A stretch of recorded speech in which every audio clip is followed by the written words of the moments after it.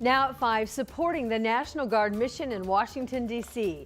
The Hoosier troops who soon will be serving in our nation's capital.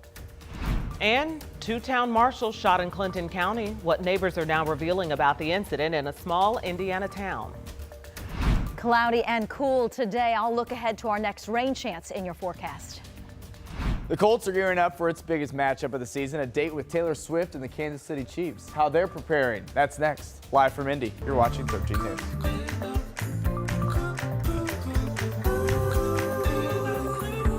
We start tonight at 5 o'clock with deployment to D.C. Indiana National Guard troops called up to help deter crime in our nation's capital. And this comes at the request of the D.C. National Guard and was just authorized by Governor Mike Braun. Jenny Runovich has been digging into who's going, when, and why.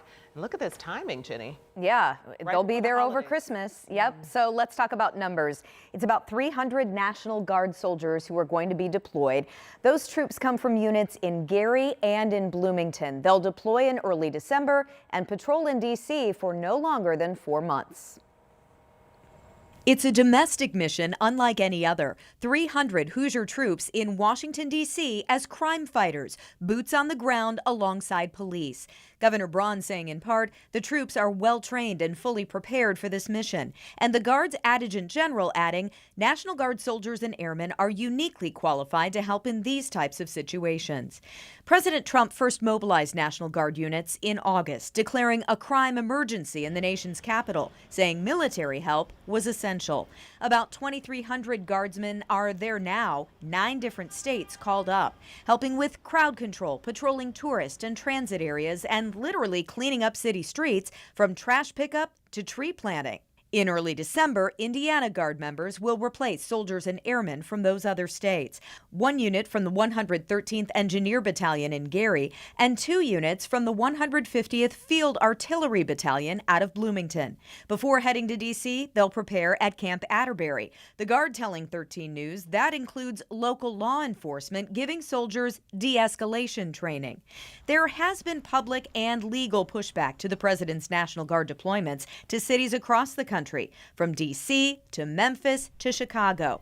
And Indiana's Attorney General has suggested sending troops to Indianapolis to curb crime. So far, that hasn't happened, but the mission in D.C. is now on for hundreds of Hoosier troops, increasing military presence in the nation's capital until at least March. So as for the specific timeline, that's still TBD exactly when training will begin and a deployment date. Now, when it comes to cost, we did learn today that mobilization is not being paid for by the state of Indiana. That's because it's a Title 32 federal order. But as for a total, we don't know much about how much it'll cost. I actually reached out today asking that question to multiple layers of government. A Pentagon spokesperson did respond, and they said, quote, "We won't know the cost until the mission concludes." Okay. So, yes. I was a witness to the many calls and the many efforts of Jenny today trying to get a direct answer to what does it cost even to have them there for a day, and we could multiply it from there. But just lots of runaround today for that. Still a lot of questions on that. All right, Jenny, thank you so much. And as she mentioned, the Hoosier Guard members will join others from across the country. In fact, about 160 West Virginia Guard members volunteered to remain in D.C. until the end of this year. Their governor then will reevaluate extending the mission every quarter through the end of June 2026.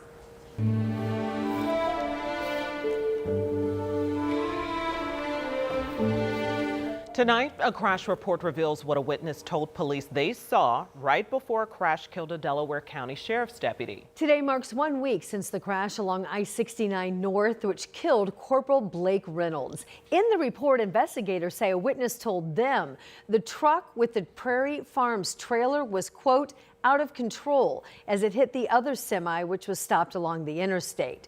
The driver of the stopped semi told police he went off the road after he hit black ice that morning. The report also states Corporal Reynolds was taking pictures of the damage to the stopped truck when its trailer hit him. Services for the 31-year-old are set for Friday and Saturday. We've got details for both of those events online for you right now at WTHR.com. And developing tonight, we're now hearing from neighbors about a shooting involving 2 town marshals and a suspect. This all went down during a traffic stop. And this happened in rural Clinton County. This shooting, which involved Kirkland Town marshals, took place not far from Michigan Town. Brandon Schaff spent the day there talking to some of the people who were nearby at the time. This traffic stop that eventually became a police shooting happened right here on this road, not far away from Michigan Town. Also not far away from where this happened are these houses. There aren't that many houses around here, but there were some neighbors that were around when this happened. Harold Markham lives nearby on East County Road 400 North. He had just gotten home when the shooting happened. My daughter called me and says it's all over Facebook, big shootings or something down at the end of your road. I said, well, I'll go look. So I looked out the front door and all I saw was lights. The whole highway was strung up with police cars. Indiana State Police are investigating the incident happening just before 9 p.m. on Tuesday on State Road 29, about a mile north of Michigan Town. A Clinton County deputy pulled over a car, assisted by Kirkland Town marshals. 4 adults and 1 child exited the suspect car when police say that a passenger shot toward officers. Officers shot back and struck the suspect. Another adult was also shot. After the police shooting, police say that the suspect fled into a nearby field. The neighbors all were calling each other and saying, hey, make sure your doors are locked, since we got a guy on the run in the field with a gun. So everybody was locking their doors down tight. The suspect was eventually caught and taken into custody. Police say that he's stable, and so is one of the town marshals who was shot. The other one was not injured since they were shot in their protective vest. Something that we take the risk to be able to serve the public and what we do. We also appreciate the support and the outpour from the public. As you see with the officer that happened a few days ago and now this, we see the outpour from the public and we appreciate everything that they do for us also. Brandon Schaff, 13 News. Police say they recovered a gun at the scene after arresting that suspect. And this Friday, you'll notice the flags at the Indiana State House and in Clinton County lowered to half-staff. Governor Braun issued the order in honor of a National Guard member who died in a crash. Sergeant Terry Fry was killed along I-65 in Boone County last Friday. His obituary states he lived in Frankfort, where he graduated from high school, and that's where he'll be laid to rest this coming Friday. We have video which showed the aftermath of the crash last week.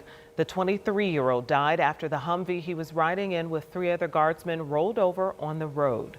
The cause of the crash still under investigation.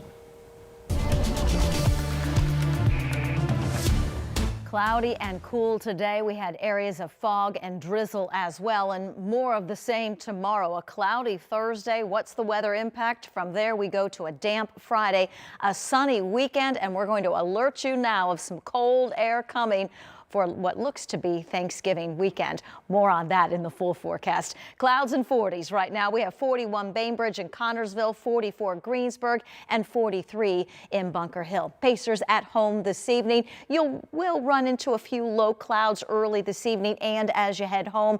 Temperatures nearly steady in the low to mid 30s. So it's jacket weather again tomorrow. Highs near 50 on Thursday. We look ahead to a rain chance on Friday and again Tuesday ahead of Thanksgiving, and more on that cold air coming in a few minutes. All right, Angela, thanks so much. Let's talk to Colts. A big game this weekend, gearing up for that trip west to KC to take on the Chiefs. And the game is at 1 o'clock Sunday and has a lot of fans really looking forward to the matchup. Don was at the Colts complex today, and he actually heard from the team. This is a really big opportunity here. No doubt about it. Anytime you can play, a team has gone to 3 consecutive Super Bowls, by the way. Won 2 of them. They have Taylor Swift on their side.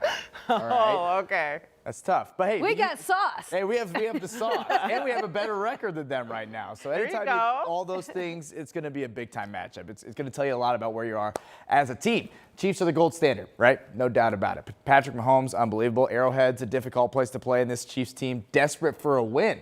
Not something you say very often, but the Chiefs are just 5-5 right now on the outside looking in of the AFC playoff picture. Another thing you don't say often, especially through 10 weeks of this season, but Shane Steichen and this team know, regardless of record, this is still the team you gotta beat to prove you are for real. Every game is important, but these guys know what an important game this is and what this means this week, especially with the Colts coming off of a bye. Yeah, I think for whatever reason, some of those games just haven't went their way. They're in every single game. They're right there. If the ball bounces one way, one game, ball bounces the other game, shoot, they win all of them, you know? So They're a hell of a football team, and we got to be ready to go. You want to play in these games and these big games, and they're all, it's the NFL. They're all big games, but this is an opponent we respect a lot and a team that's had a lot of success. So I'm excited and it's we got to play well on our side of the ball, and we have a lot of respect for their defense and what they do defensively.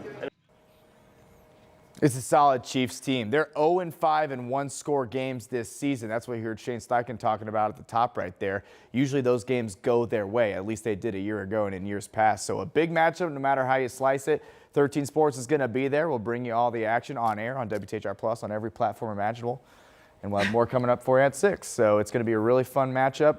It will tell us a lot about how this Colts team is, if they're for real or not. We say this every week. Yeah, but it is I drivable. know. I'm sorry. It's drivable, and so I was. It's drivable. That's yeah, right. I was looking at Arrowhead Stadium, and I was looking at StubHub there. You can get in the stadium right now for $182 is the Okay. cheapest, and if you want some good lower level 50-yard line, it's $435 a ticket. Some tickets going up even higher than that. It's a big game. It is a big game. And it's a Chiefs And if home you game. want to go, there are tickets for sale. Okay. Maybe I'll buy it. Maybe I'll call in sick and I'll just get Yeah, tickets. you got that medium. There you go. That's true. That's true, actually. You can also check out today's full news conference on WTHR Plus. It is streaming for you right now. Thanks, Dom. Coming up, another big moment tonight for Indy 500 winner Alex Palou. We're taking you to the ceremony where they revealed his image on the Borg Warner Trophy ahead at 5:30. First at 5. Just didn't know what to do. I just prayed. His wife gave birth in their truck in northern Indiana, and now they're saying it never should have happened. Why they say the hospital turned them away. And also a bill to force the release of the Epstein files. It's now sitting on the president's desk. The reason some people still are not happy with it, despite a nearly unanimous vote.